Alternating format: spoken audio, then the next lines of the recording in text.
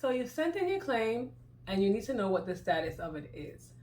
You're hoping that the status is paid, but there are a couple other ones that it can be. In today's video, I'm going to be discussing what status your claim can be in after you send it to an insurance company. Keep watching if you're interested.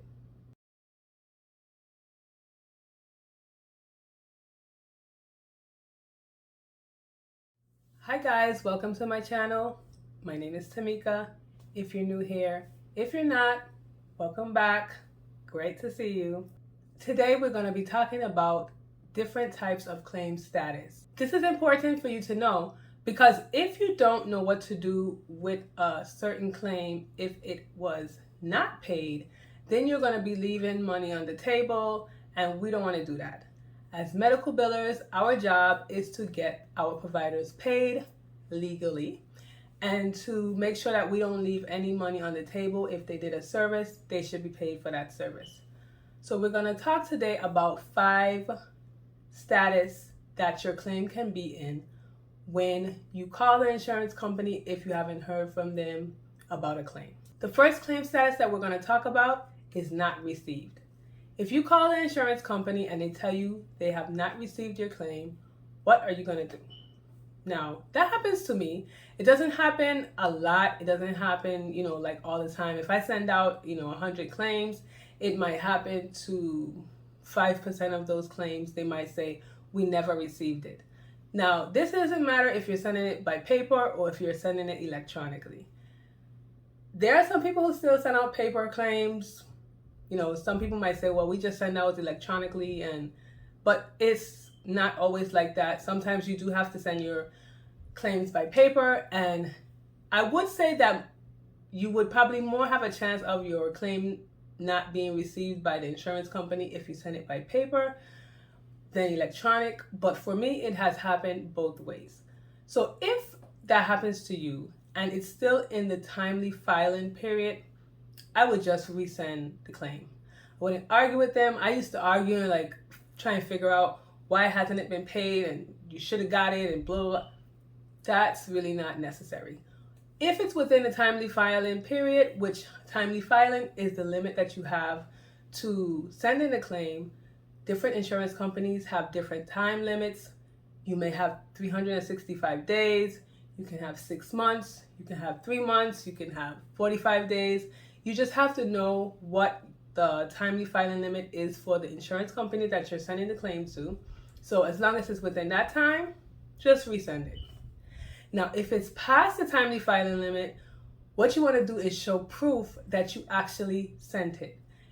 If you send it by paper, it's kind of hard to do even if you send it by paper and let's say, if you send it by paper and you have it where the person has to sign or something like that, then it might be a little easy to do it. But most of the time we don't send our claims where there needs to be a signature for them to say that they received it. Electronically, you can pull up your clearinghouse report and show the insurance company that you sent it and it was within that time and the insurance company said that they received it. So that's an easier way to get your claim paid if they said they didn't receive it and it is out of the timely filing limit.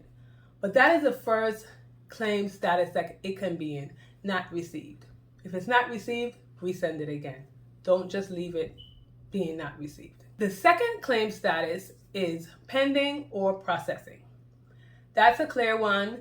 What it basically means is that the insurance company has received it, they're reviewing it, or they just received it, so they haven't reviewed it yet.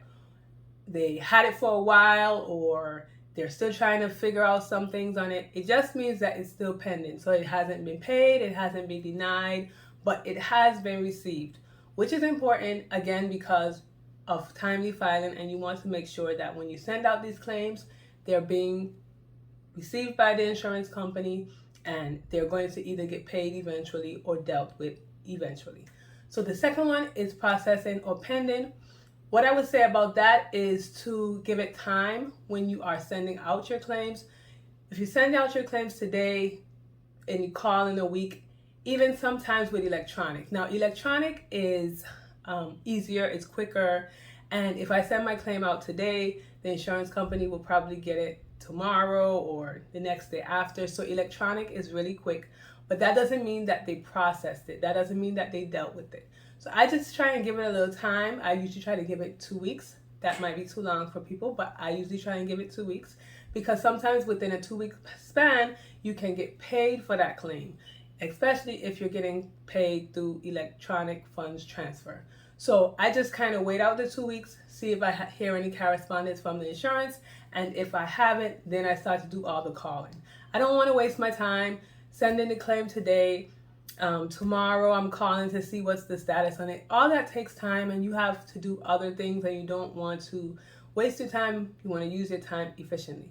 So I try to just wait about 2 weeks, see if I get paid on that claim, and if I don't, then I would call. The only time I might call really soon or sooner than that, if it's a claim that, let's say, I've been sending and they've been having problems and they've been reprocessing and all types of stuff has been going on, then I might call like the next day about that claim, but I usually don't do that. The third claim status is paid.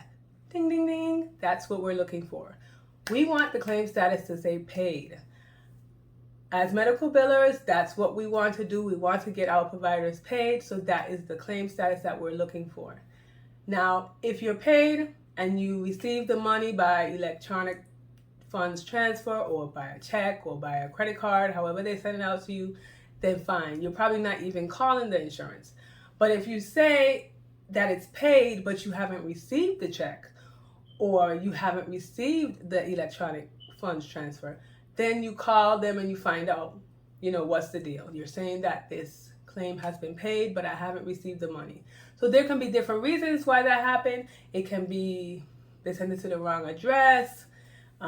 It's stuck somewhere in the interwebs with the electronic funds transfer.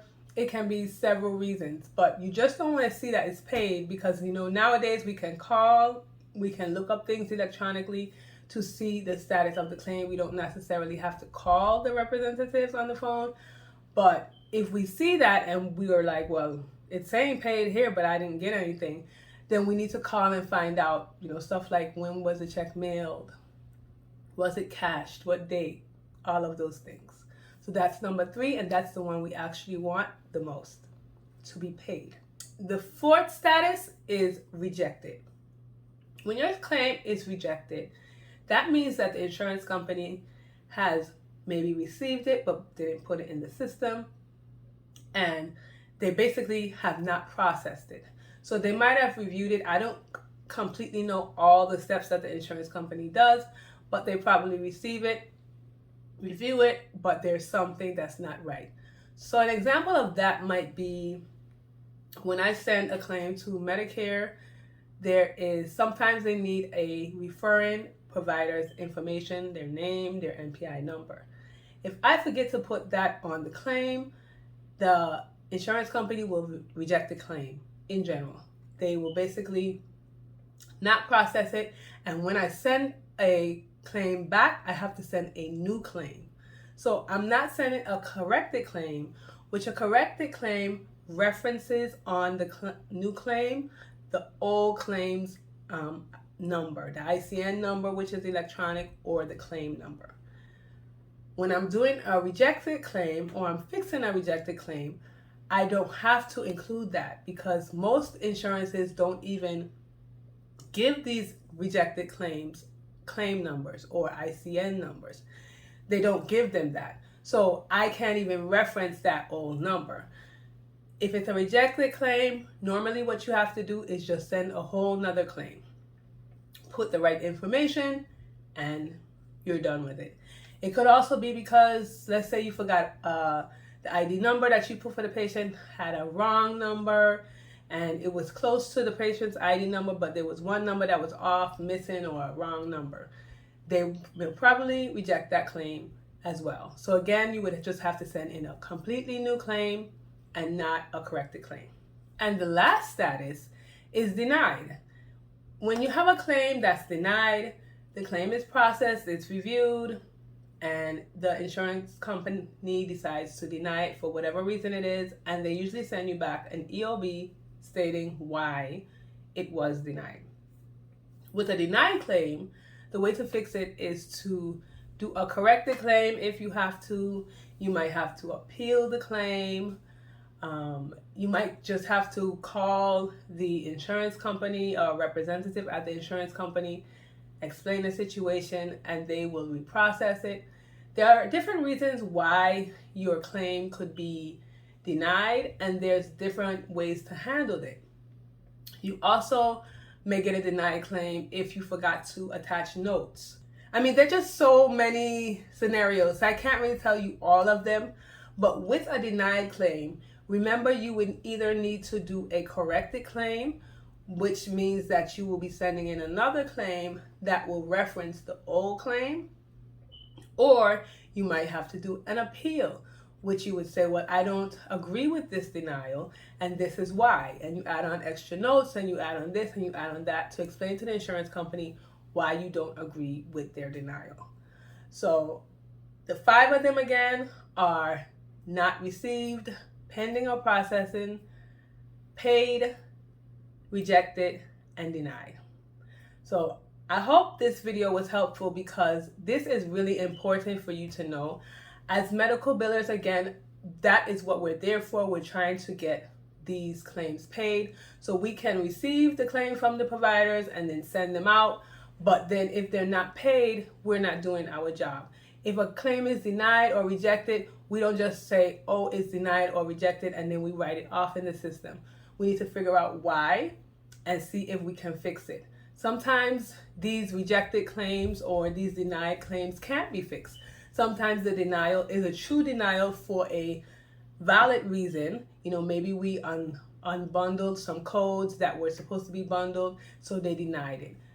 In a situation like that, then we can't just write a new claim and say, well, send this in and they're going to pay for it. So we might not get paid for 100% of the claims that we send to insurance companies, but we need to try and get paid for most of the claims that we send. If you have any questions, please leave them below. Like the video, subscribe to my channel. I make videos weekly, and I hope these videos are helping you guys. I hope to see you in the next medical billing video, and have a good day.